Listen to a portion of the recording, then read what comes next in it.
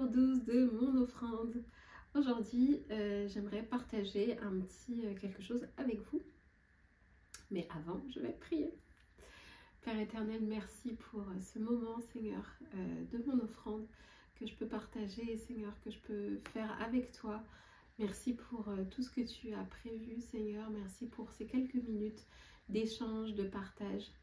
Que ce soit vraiment quelque chose qui vienne de toi et qui permette de partager, Seigneur, ta parole.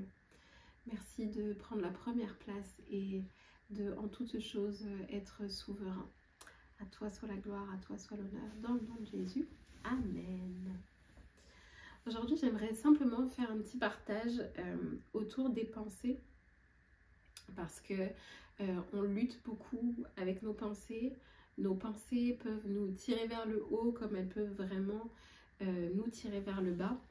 Et on sait que la Bible nous dit que Dieu il renouvelle notre intelligence, il renouvelle aussi nos pensées.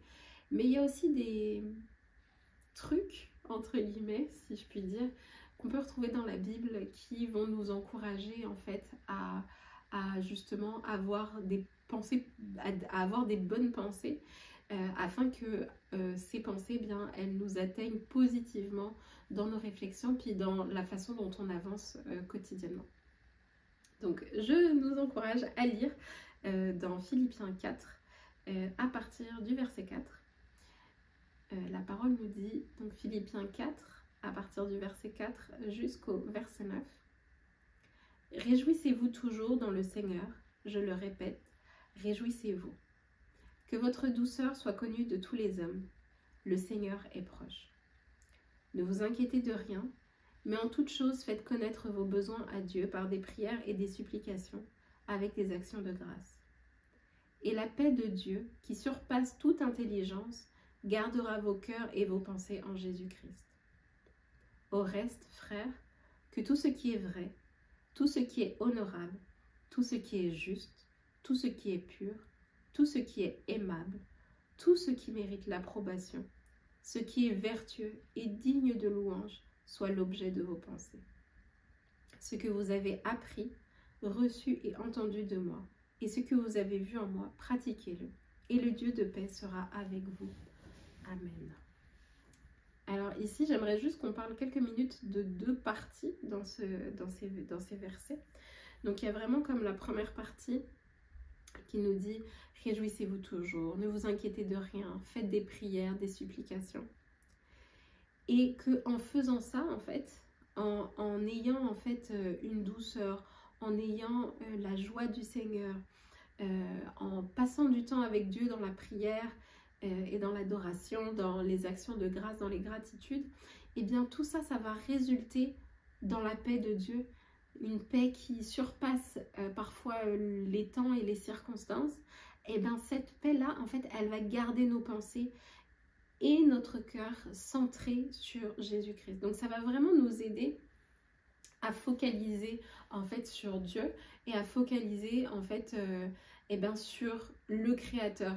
Parce que derrière ça, tout ce qu'on a, c'est qu'il y a un appui, on sait qu'il y a du soutien, on sait que en Dieu qui est le Créateur, eh bien il y a tout le soutien dont on a besoin. Donc vraiment, ça nous encourage, réjouissez-vous toujours, que votre douceur soit connue de tous. Le Seigneur est proche. Et aussi un encouragement pour nous dire, on ne va pas rester dans cette situation encore longtemps, le Seigneur est vraiment proche. Ensuite, ne vous inquiétez de rien, c'est pas évident. C'est facile à lire, mais c'est pas facile à vivre.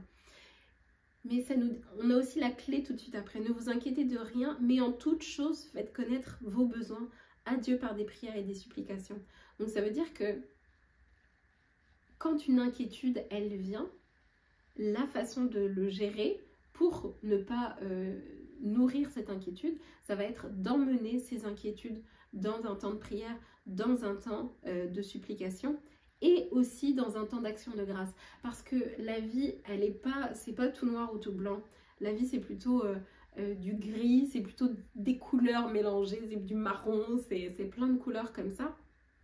Parce que même quand il y a des difficultés, on peut avoir des actions de grâce, ne serait-ce que être en vie, c'est une action de grâce. s'il n'y a aucune action de grâce qui te vient à l'esprit, remercie le Seigneur parce que tu es en vie.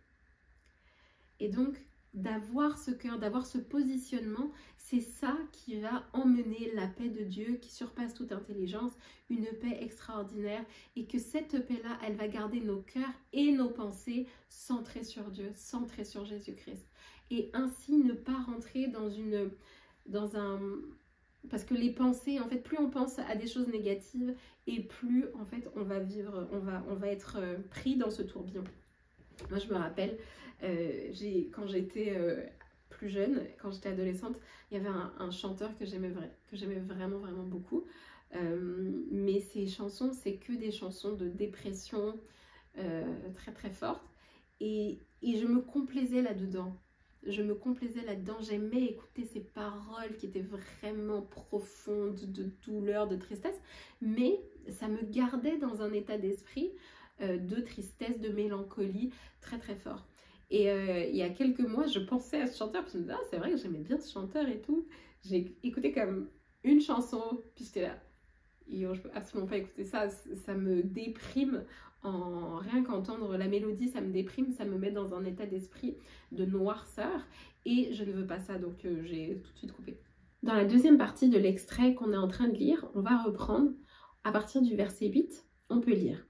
Au reste, frères, que tout ce qui est vrai, tout ce qui est honorable, tout ce qui est juste, tout ce qui est pur, tout ce qui est aimable, tout ce qui mérite l'approbation, ce qui est vertueux et digne de louange, soit l'objet de vos pensées. Ici, on a vraiment comme un petit peu des filtres que l'on peut utiliser pour nous aider à combattre nos pensées qui sont peut-être, qui ne passent pas justement à travers ces filtres. Alors, ce que je veux dire par là, c'est qu'on peut reprendre un point après l'autre. Donc, ça nous dit que tout ce qui est vrai, tout ce qui est honorable, tout ce qui est juste, tout ce qui est pur, tout ce qui est aimable, tout ce qui mérite l'approbation, ce qui est vertueux et digne de louange, soit l'objet de vos pensées.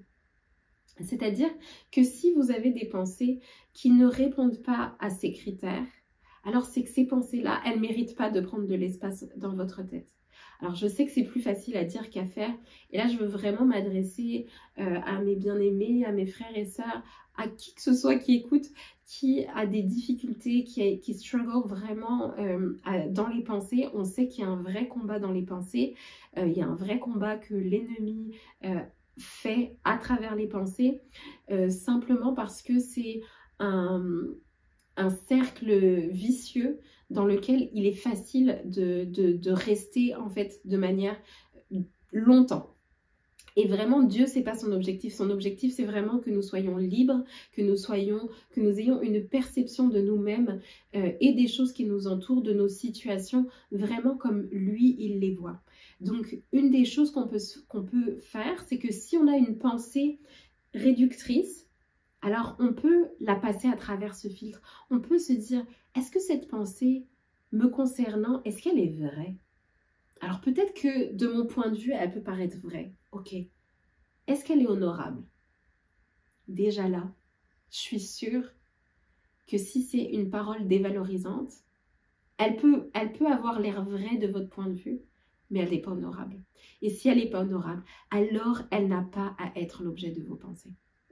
Et c'est là où c'est important d'apprendre et d'avoir le réflexe de retourner à la croix, de retourner en fait en penser à Jésus-Christ et en fait de revenir au verset 6 qui nous dit « Mais en toute chose, faites connaître vos besoins à Dieu par des prières et des supplications avec action de grâce. » Donc là, de dire « Oh Seigneur, cette pensée que j'ai envers moi-même, cette pensée que j'ai envers ma situation, elle n'est pas honorable. Donc je viens et je te la dépose, Seigneur. Seigneur Jésus, merci parce que toi, tu es disponible. Je te remets cette pensée, Seigneur, cette pensée qui n'est pas honorable, cette pensée qui n'est pas juste, cette pensée qui n'est pas pure, cette pensée qui n'est pas aimable.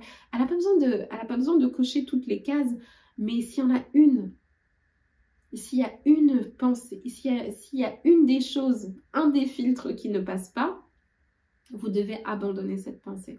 Alors, c'est pas évident d'abandonner les pensées. Je ne veux pas faire croire ce qui n'est pas.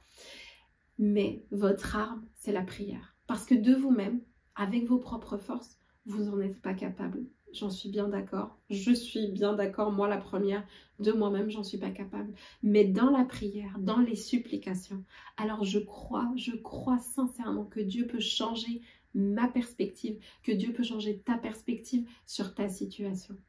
Utilise ces versets de Philippiens 4 comme un scanner, comme un filtre, en disant ça c'est le filtre de Dieu, c'est le filtre de Dieu. Cette pensée, si elle n'est pas pure, elle n'est pas de Dieu. Cette pensée, si elle n'est pas vertueuse, elle n'est pas de Dieu. Et ce n'est pas uniquement sur les autres et sur les situations des autres, mais au contraire, c'est en premier sur vous-même. Parce que l'anxiété, la mauvaise image de soi que l'on peut avoir, le manque de confiance en soi, le manque d'estime de soi, ça vient en premier des pensées que nous nourrissons en fait de nous-mêmes. Oui, vous vous connaissez très bien. Oui, vous connaissez vos défauts. Oui, vous connaissez vos manquements. Mais Dieu vous connaît encore plus. Et Dieu voit votre potentiel. Dieu voit là où il a envie de vous emmener. Et si vous pensez déjà à où vous étiez, disons il y a 4 mois, il y a 6 mois, il y a 1 an, vous voyez déjà les progrès. Alors, prenez courage. Prends courage, mon ami. Prends courage pour aller plus loin et pour vaincre ce combat des pensées. Parce que dans ces passages de Philippiens 4, du verset 6 au verset 9, il y a des solutions. Il y a des prières sur lesquelles tu peux t'appuyer, mon bien-aimé. Il y a des encouragements précieux. Il y a des prières précieuses que tu peux faire, que tu peux copier tout simplement en disant « Seigneur, cette pensée que j'ai, elle n'est pas vertueuse. Alors ôte-la moi. Ôte-la moi. Ôte-la moi. Ôte ces pensées, ôte ces visions de moi-même, Seigneur. Ôte cette mauvaise estime de moi, Père éternel, afin que je puisse me voir comme toi tu me vois. » Mon bien-aimé, il n'y a pas de recette magique. Il n'y a pas de formule magique. Mais il y a des principes que nous pouvons appliquer. Et je t'encourage dans ton temps de méditation, je t'encourage dans ton temps de prière. Si tu luttes dans tes pensées, si tu as des pensées qui sont fausses, je t'encourage à méditer sur ces passages. Philippiens 4, à partir du verset 4.